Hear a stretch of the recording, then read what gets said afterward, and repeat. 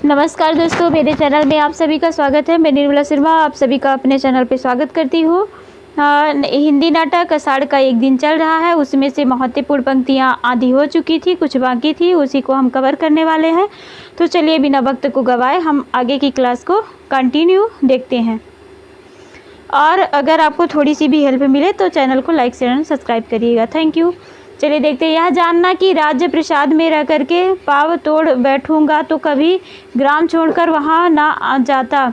अब पीछे से मेरा घर भी उन लोगों ने ऐसा कर दिया है कि कहीं पैर टिकता ही नहीं है। इस चिकने शिलाखंड से तो वह मिट्टी ही अच्छी थी और जो पैर को पकड़ती तो थी। मातुल मल्लिका से कहता है, मैं यद्यपि तुम्हारे जीवन में नहीं रही परंतु तुम मेरे जीवन में सदा बने रहे हो।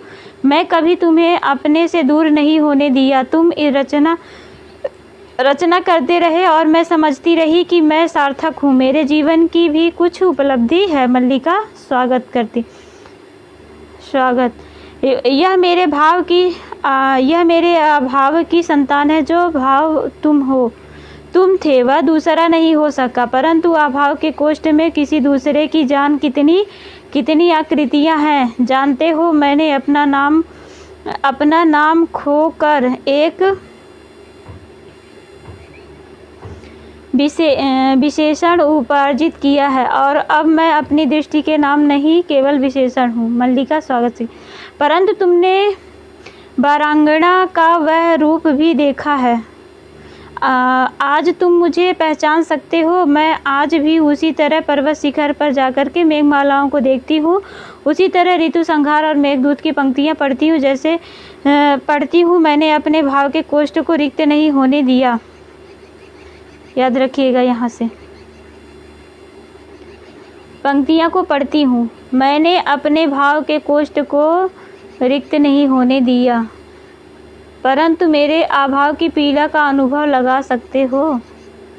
यहाँ तक की लाइनें बहुत ज़्यादा इम्पोर्टेंट है।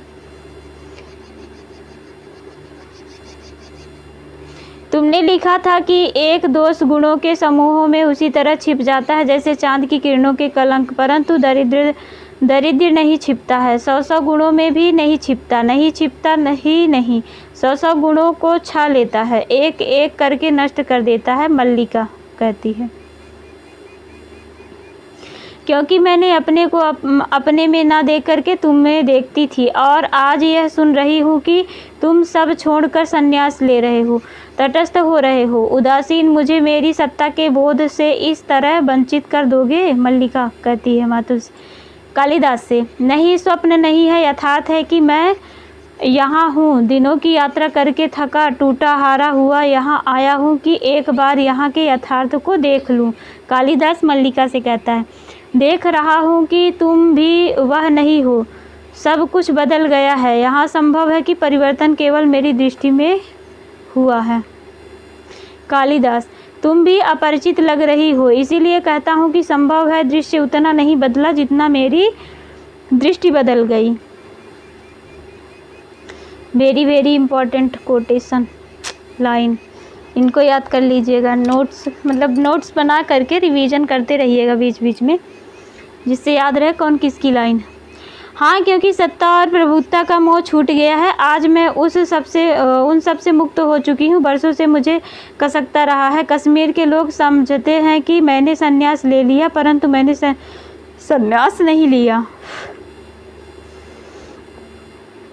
लिया है। केवल मातृगुप्त के कलेवर से मुक्त हुआ हूँ, जिसे पुनः कालिदास के कलेवर में जी सकूँ। एक आकर्षण सदा मुझे उस सूत्र की ओर खींचता था जिसे तोड़कर मैं यहाँ से गया था। मुझे यहाँ की एक एक वस्तु के रूप में आकार का स्मरण है। कालिदास मल्लिका से कहता है, जाने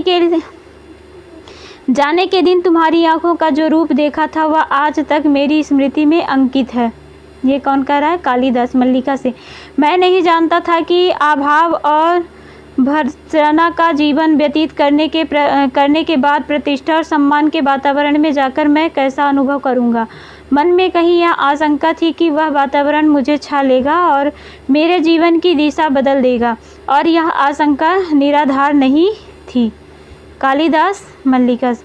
मुझे बार बार अनुभव होता है कि मैं मैंने प्रभुता और सुविधा के मोह में पड़ करके उस क्षेत्र में अनाधिकार प्रवेश किया और जिस विशाल में मुझे रहना चाहिए था उसे दूर हट आया। जब भी मेरी आंखें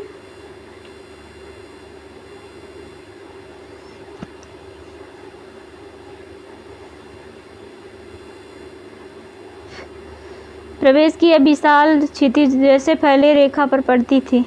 अरे यहाँ से देखती, मैं तब तुमसे मिलने के लिए नहीं आया क्योंकि भय था कि तुम्हारी आंखों में अस्थिर मन को और अस्थिर कर देंगी। कालिदास मन यह नहीं सोचा कि द्वंद्व एक ही व्यक्ति तथा सीमित नहीं, एक ही व्यक्ति तक सीमित नहीं होता। परिवर्तन एक ही दिशा को व्याप्त नहीं करता है। कालिदास मल्लिका से कहता है, कुमार संभवम की पृष्ठभूमि यह हिमालय है और तपस्विनी उमा तुम हो। मेघदूत के यक्ष की पीड़ा मेरी पीड़ा है और विरह विमर्दिता यक्षिणी तुम हो। यद्यपि मैंने स्वयं यहाँ होने और तुम्हें नगर में देखने की कल्पना की, अभिज्ञान शकुंतलम में शकुंतला के रूप में तुम ही मेरे सामने थी।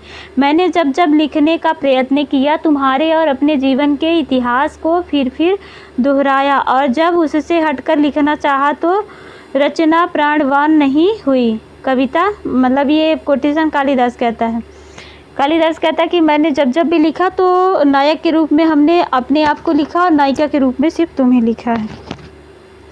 लगता है तुमने अपनी आंखों से इन कोरे पृष्ठों पर बहुत कुछ लिखा है और आंखों से ही नहीं, स्थान स्थान पर पृष्ठ श्वेत कणों में मैले हुए हैं। स्थान स्थान पर फूलों की सूखी पत्तियों ने अपने रंग इन पर छोड़ दिए हैं। कई स्थानों पर तुम्हारे नखों ने इन्हें छीला है, तुम्हारे दांतों ने इन्हें काटा है और इसके अतिरिक्त ये ग्रीक भी धूप से हल्के गहरे रंग, हेमंत की पत्र धूल और इस पत्र की सीलन से पृष्ठ अब कोरे कहाँ हैं मल्लिका। इन पर एक महाकाव्य की रचना हो चुकी है, अंततः अनंत सर्गों के एक महाकाव्य की। कालिदास मल्लिका से, परंतु समय निर्दय नहीं है। उसने औरों को भी सत्ता दी, अधिकार दिए, वह धूप और नैवेद्य दिए, घर की देहली पर रुका नहीं रहा। उसने औरों को अवसर दिया, निर्माण किया। तुमने उनके निर्माण को तृष्णा होती। एक सेकंड रुकिएगा। तो अवसर निर्माण किया है, तुमने उनके निर्माण से वितृष्णा होती है क्योंकि तुम जहाँ अपने को देखना चाहती हो वहाँ नहीं देख पा रहे। विलोम जो है कालिदास से कहता है, मैं कहा था मैं अथाह से आरंभ करना चाहता हूँ। यह संभवतः इच्छा का समय के साथ द्वंद्व था, परंतु देख रहा हूँ कि समय अधिक शक्तिशाली है क्योंकि वह प्रतीक्षा नहीं करता। कालिदास मल्लिका से कहता है। इस तरह से हमारी मोस्ट इम्पॉर्टेंट जो कालिदास आषाढ़ के एक दिन की नाटक की पंक्तियाँ थी उनको हमने कवर कर लिया है। आषाढ़ का एक दिन नाटक हमारा समाप्त हुआ है। मोहन राकेश, आधे अधूरे और आषाढ़ का एक दिन दोनों नाटक हमने समाप्त कर लिए हैं। अब इनके बाद जो और नाटक हमारे बचे हुए हैं उन नाटकों को हम कवर करेंगे। अभी हमारे कौन कौन से नाटक बचे हुए हैं, कौन कौन से नाटक को हमने कर लिया है, आप लोग प्लीज़ कमेंट करके बताते रहिएगा कितने नाटक बचे हैं। जिन नाटकों को हमने पढ़ लिया है उन नाटकों की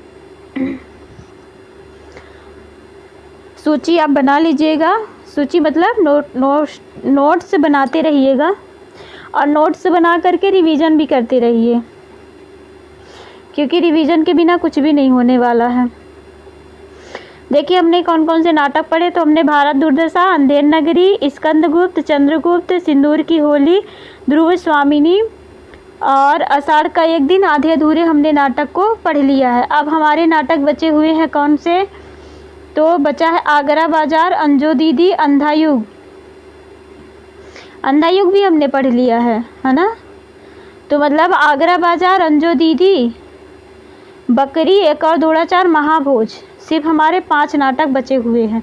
5 नाटकों को हम बहुत जल्द ही उनको भी पढ़ेंगे और नोट्स बनाएंगे अपने।